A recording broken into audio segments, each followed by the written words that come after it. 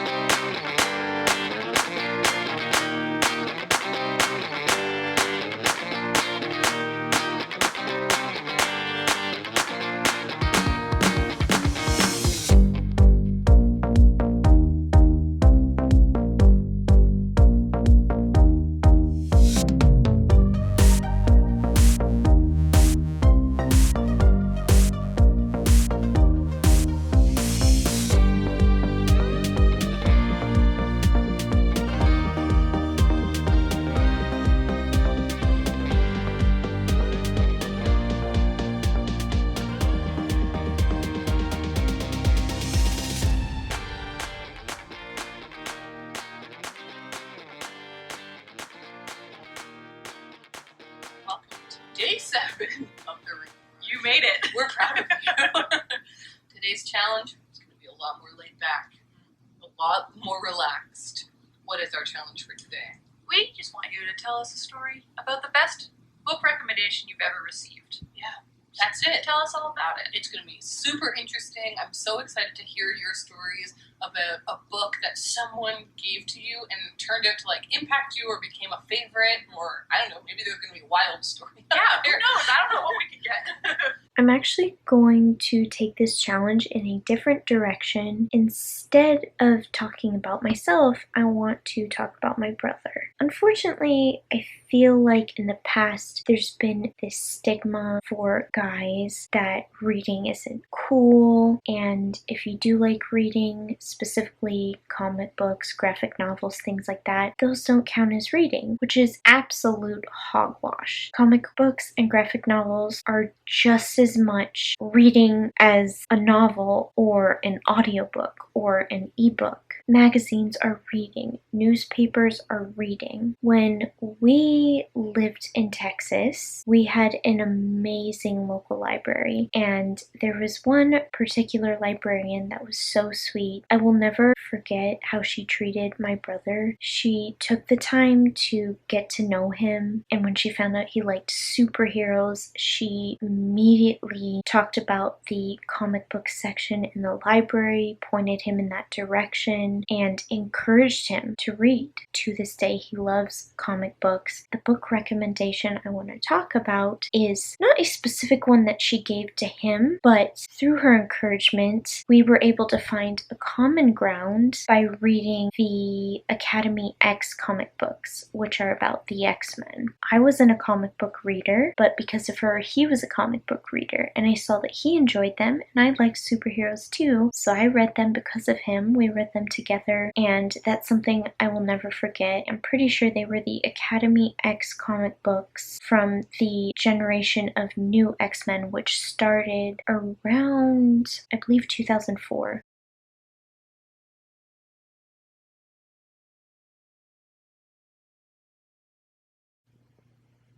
end of North America. I think there are a few islands, like Hawaii maybe, that will still continue on, but this is basically the end of the reading rush. Yeah. We somehow did this thing. My God. And yeah, we're going to share the last hour with you.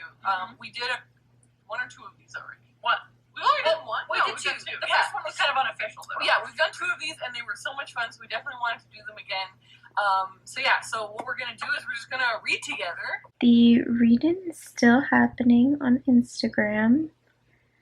But I just finished my 7th book with 6 minutes to spare. I could have finished it earlier, but I was watching a movie with my brother. And I'm just going to sit here and enjoy the last few minutes of the Instagram Live read-in. The Reading Rush 2019 is officially over, which means it is now time to do some reading journal updates. I will be back to do a wrap-up for you in a little bit. Let's start with an overview of what I read. The first book I finished was Dragon Ball, volumes 1 through 3. I read a special 3-in-1 edition. This is a manga all about the origin story of Goku, who's the main character in both Dragon Ball and Dragon Ball Z. Next, I finished The Complete Tales of Winnie the Pooh. These are the original stories about everyone's favorite bear, his best friend Christopher Robin, and all his other pals from the 100 Acre Wood. Piglet, Tigger, Owl, Kangaroo, Rabbit, Eeyore. Next I read 450 from Paddington by Agatha Christie. This is a Miss Marple mystery. Her friend, Mrs. McGillicuddy, witnesses a murder from inside of a train. She sees it happening in a train that's passing, going in the opposite direction. Of course, everyone thinks she's just a bored old lady who reads too many murder mysteries and made up something in her head that she starts to believe is real. But no, there is actually a murder, and this is quite a tale of discovering how the body got off the train, where it ended up, and how it connects to a wealthy family. Next, I read The Chalk Man by C.J. Tudor. This is a book about a group of friends who discover a dead body. During that time frame of them discovering the body and the investigation and all the events surrounding that traumatic experience, these chalk men start popping up everywhere. Before they discover the dead body, that was how this group of friends communicated with one another. It's kind of their secret language. So, what in the world do these chalk drawings have to do with the dead body that was found, as well as the group of friends who found her? That is the mystery. Next, I read Her Royal Spyness. This is a cozy mystery which I've actually already read. This was a reread. This is kind of a reverse Princess Diary story. It's about a girl who was born into and raised as a royal family member, but she wants to be more independent and less controlled by her royal family members, so she is determined to move out on her own and get a real job and support herself, which is quite the task considering she doesn't even know how to use a vacuum or light a fire. Next, I read The Strange Case of the Alchemist's Daughter by Theodora Goss. This story has a very interesting premise. Everyone in it is related to some sort of alchemist, mad scientist, whatever you want to call it. The daughters of Jekyll and Hyde, the daughter of Dr. Frankenstein, the daughter / creation of Dr. Moreau, the daughter of Dr. Rappaccini. All of these doctors, scientists, alchemists, they all come from well-known literature. And guess who else makes an appearance? None other than Sherlock Holmes and John Watson. I thoroughly enjoyed the story, and I'm so excited that there are 2 more books. I don't know if there's any more, but there's at least 2 more at the moment. I am so excited to see what other adventures this crazy group of characters go on. Real quick, I want to complain about one thing in this book. As I said, Sherlock Holmes and Dr. Watson are in this. The main character is Mary Jekyll. Now, if you don't know the story of Sherlock and Watson, Watson marries a girl named Mary, and it was implied early in the story that it seems like Watson kind of had a crush on her, and I thought it was so perfect, Watson and Mary. And then at the end of the book, Watson liked Beatrice Rappaccini, and it seemed like Holmes liked Mary. I'm sorry, that was one of my biggest problems with the book, which isn't really that big a problem, honestly. I just feel like it was kind of odd, a missed opportunity in a way. I still have 2 more books to read, so we'll see, but I just thought that was kind of odd because it's like a spotlight was shown on it and then it was like, oh, never mind. My 7th and final book was The Deeds of the Disturber by Elizabeth Peters. This is part of the Amelia Peabody series, one of my favorite mystery series of all time because it deals with some of my favorite things: archaeology, Egyptology. Amelia Peabody and her husband, Radcliffe Emerson, are archaeologists/Egyptologists, but this book does not actually take place in Egypt. This time around, they are at home in London, but of course, wherever they go, an Egyptian mystery is sure to follow. 2 men connected with a museum die. Some strange things happen surrounding one particular mummy inside the museum, and the beloved duo of Peabody and Emerson are on the case. Time to look inside my reading journal. Day 1, 39 pages in The Strange Case, 537 pages in Dragon Ball Volumes 1 through 3, for a total of 576 pages. Day 2, 14 pages in The Strange Case, 184 pages in The Complete Tales of Winnie the Pooh, a total of 198 pages. Day 3, 160 pages in Winnie the Pooh, 204 pages in 450 from Paddington, a total of 364 pages. Day 4, 38 pages in 450, 72 pages in Her Royal Spyness, 192 pages in The Strange Case, a total of 302 pages. Day 5, 35 pages in Her Royal Spyness, 288 pages in The Chalkman, a total of 323 pages. I had to fix something real quick. Moving on to day 6, 115 pages in Her Royal Spyness, 115 pages in The Strange Case, 122 pages in The Deeds of the Disturber. This looks like it says dads. That's meant to say deeds. A total of 394 pages. Moving on to the challenges. Read a book with a purple cover. You've already seen all the covers, so you know that both 450 from Paddington and Her Royal Spyness had purple on their covers. Read a book in the same spot. I read Dragon Ball in Barnes & Noble, and I read The Chalkman while sitting in my bed working on a Photoshop project. Read a book from your 2018 TBR. The Strange Case of the Alchemist's Daughter was a 2018 DNF.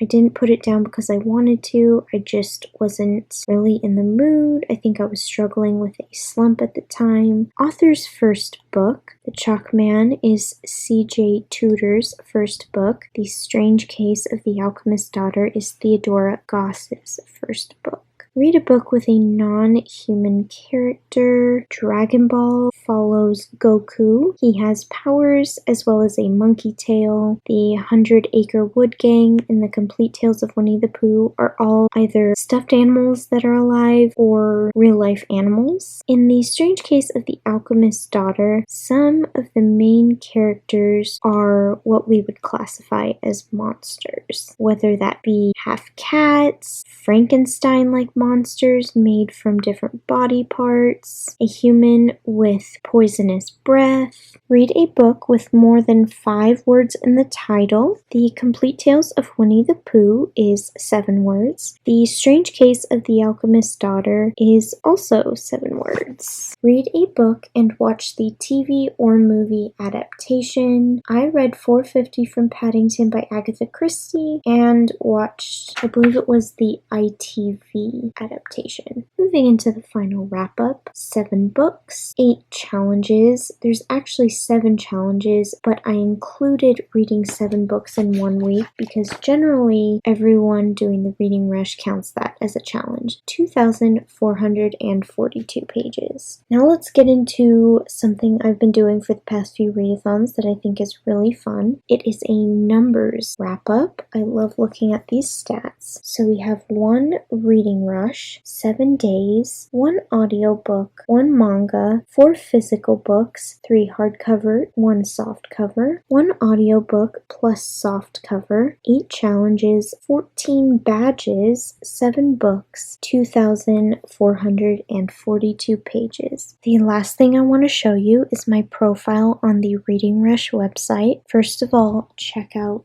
that number. Wow.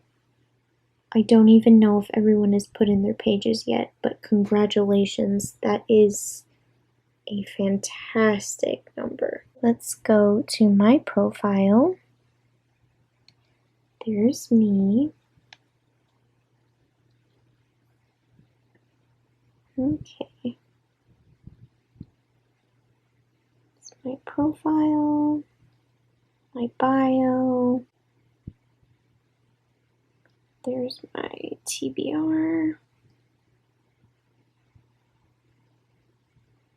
Okay, my stats. Here's a chart of each day and how many pages I read.